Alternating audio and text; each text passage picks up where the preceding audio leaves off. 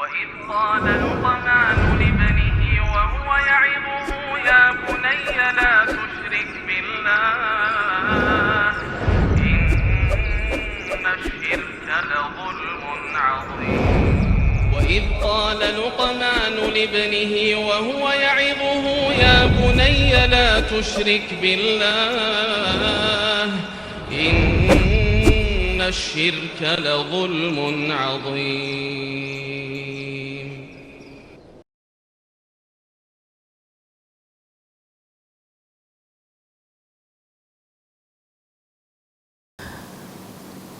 Assalamualaikum warahmatullahi wabarakatuh. Innal hamdalillah nahmaduhu wa nasta'inuhu wa nastaghfiruh wa na'udzu billahi min shururi anfusina wa sayyiati a'malina may yahdihillahu fahuwal muhtadi wa may yudlil falan tajida lahu waliyyan mursyida. Asyhadu an la ilaha illallah wahdahu la syarika lah wa asyhadu anna Muhammadan 'abduhu wa rasuluhu alladzi la nabiyya ba'dah. وقال الله سبحانه وتعالى يا أيها الذين آمنوا اتقوا الله حق تقاته ولا تموتن إلا وأنتم مسلمون وقال عز من قال يا أيها الذين آمنوا اتقوا الله وقولوا قولا سديدا يصلح لكم أعمالكم ويغفر لكم ذنوبكم ومن يطع الله ورسوله فقد فاز فوزا عظيما يا أيها الناس اتقوا ربكم الذي خلقكم من نفس واحدة وخلق منها زوجها وبث منهما رجالا كثيرا ونساء واتقوا الله الذي تساءلون به والأرحام إن الله كان عليكم رقيبا أما بعد إن أصدق الحديث كتاب الله وخير الهدي هدي محمد صلى الله عليه وسلم وشر الأمور محدثاتها وكل محدثة بدعة وكل بدعة ضلالة وكل ضلالة في النار. Kaum muslimin dan kaum muslimat, para pemirsa Rosat TV dimanapun Anda berada, alhamdulillah kita kembali bertemu di program acara serial Fatawa seputar anak. Wal khidanatu haqqul lil makhdun wa wajibun 'alal khadinah. Pengasuhan ini hak anak yang diasuh. Ya, yang diasuh itu berhak mendapatkan pengasuhan. Seperti bayi. Bayi itu berhak mendapat pengasuhan. Otomatis wajib atas orang yang mengasuh. Jadi orang yang diasuh berhak mendapatkan pengasuhan dari si pengasuh. Otomatis kalau kita balik, pengasuh wajib untuk mengasuh orang yang dia asuh. Demikian. Sekali lagi ingat definisi di awal bahwasanya yang diasuh ini maksudnya menjaga, mendidik ya orang yang yang belum bisa mengurusi dirinya sendiri. Itulah dia ikhwah. Li'anna haqqul tifli fatujibirul khadina 'alaiha wa laysa lahal haqqu fit takhalli an hadzal wajib. Khassatan idza lam yujad lit-tifli khadinatun ukhra minal maharim. Di mana dalam masalah ini ya seorang pengasuhan itu merupakan hak untuk seorang anak kecil ya hak kemudian dan wajib untuk orang yang mengasuhnya. Walaisal haqu, dan dia tidak boleh berlepas diri, dia tidak boleh berlepas tangan atas kewajiban tersebut. Terutama kalau si anak ini tidak memiliki orang lain yang bisa mengasuhnya. Demikian ikhwah. Jadi kalau seorang bayi, tentu yang mengasuhnya adalah ibunya misalnya, ya ibunya. Tapi kalau si ibu ataupun si ayah tidak mau mengasuh ini anak, maka si ibu dan si ayah ini berdosa karena dia telah mengabaikan hak si anak. Sekali lagi, karena anak wajib mendapatkan hak pengasuhan dari kedua orang tuanya. Kalau si orang tua mengabaikannya, kalau orang tua mengabaikannya, otomatis ikhwah ini anak bisa jatuh pada bisa meninggal dunia, bisa meninggal dunia karena dia nggak bisa mengasuh dirinya sendiri. Demikian ikhwah rahimanallah wa iyyakum. Makanya ada yang namanya sebuah lembaga yang mengasuh anak-anak kecil yang sudah tidak ada yang tidak ada orang tuanya, maka disebutlah panti asuhan. Ya, disebutlah lembaga tersebut panti asuhan karena memang dia mengasuh anak-anak yang belum mampu berdiri sendiri. Panti asuhan anak yatim berarti ini adalah yang di situ yang diasuh adalah anak-anak kecil yang meninggal bapaknya. Karena yang dikatakan yatim adalah man mata lahu abuhu walam yablugh, yang meninggal ayahnya dan dia belum balik, yatimlah dia. Ya, yatimlah dia. Dia perlu pengasuhan, maka dibuatlah lembaga pengasuhan. Jadi panti asuhan anak yatim. Itulah yang dikenal di negara kita ini, ikhwah rahimani Allah wa iyyakum. Jadi si orang yang punya kewajiban untuk mengasuh seorang anak, dia tidak bisa berlepas tangan. Dia tidak bisa mengabaikan akan kewajiban tersebut terhadap si anak, apalagi tidak ada yang lain yang mengasuh si anak. Wa qala fil Mughni, dalam kitab Mughni, kafalatut tifli wa khidanatuhu wajibatun, memberikan santunan dan pengasuhan kepada seorang anak itu hukumnya wajib. Li'annahu yahlik bitarkihi, karena dia akan meninggal kalau dibiarkan. Fayajibu hifzuhu anil halak, maka wajib hukumnya untuk menjaga dia dari kematian.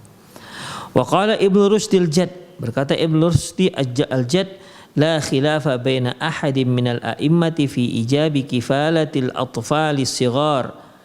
Tidak ada perbedaan pendapat, tidak ada seorang imam pun yang berbeda pendapat tentang wajibnya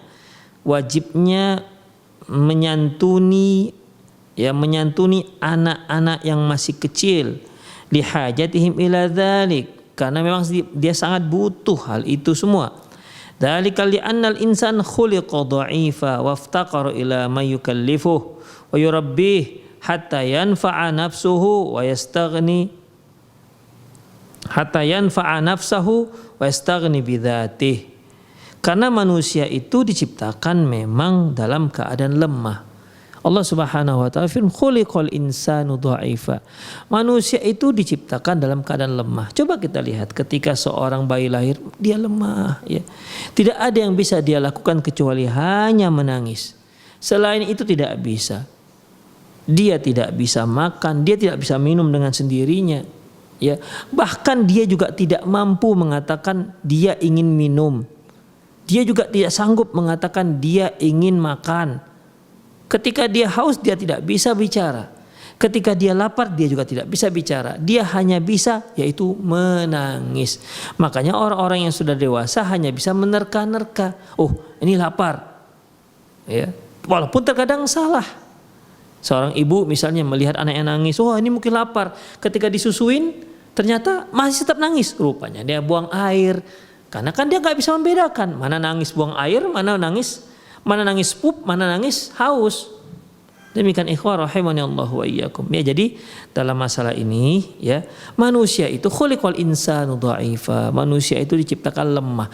Kalau dia lemah yang dia belum sanggup mengurusi dirinya sendiri, maka otomatis dia butuh orang lain untuk mengurusi dirinya sendiri. Dia juga butuh orang yang memberinya santunan, memberi nafkah. Ya, anak bayi dari mana dia mencari nafkah? Urusan dirinya sendiri saja dia nggak sanggup. Jangankan anak bayi, berapa banyak orang yang sudah dewasa untuk menyantuni dirinya sendiri saja dia belum sanggup, ya. Untuk menafkahi dirinya sendiri saja dia belum sanggup, masih saja dia minta dengan orang tua, ya. Masih saja dia mengemis misalnya. Ya, jadi dalam masalah ini itu orang dewasa, apalagi anak kecil yang belum mampu berbuat apapun, berkata apapun, bersikap apapun selain menangis. Demikian ikhwah rahimani Allah wa iyyakum. Bahkan ikhwah terkadang dia sakit, dia menangis, kita bingung ini kenapa sih? Ini nangisnya karena buang air kecil kah, karena buang air kah, karena haus kah, karena dia sakit kah? Kita hanya bisa menerka-nerka. Demikian ikhwah, karena komunikasinya hanya satu, yaitu menangis. Demikian. Itu tandanya dia memang wajib untuk diberi asuhan. Makanya seorang ibu ya harus paham, dia mempelajari anaknya. Ya, dia mempelajari gerak-gerik anaknya. Kalau dia begini-gini berarti dia sedang haus. Kalau dia gerakan begini berarti dia lagi pup. Kalau dia begini berarti sakit. Demikian ikhwah. Rahimanallahu wa iyyakum. Ya, jadi itulah orang tua. Itulah yang namanya pengasuh. Jadi pengasuh itu berupaya untuk menjaga si anak, karena dia memang anak belum bisa berdikari, maka dia mempelajari ini anak. Demikian, mempelajari ini anak ini bagaimana. Demikian ikhwah rahimanallahu wa iyyakum.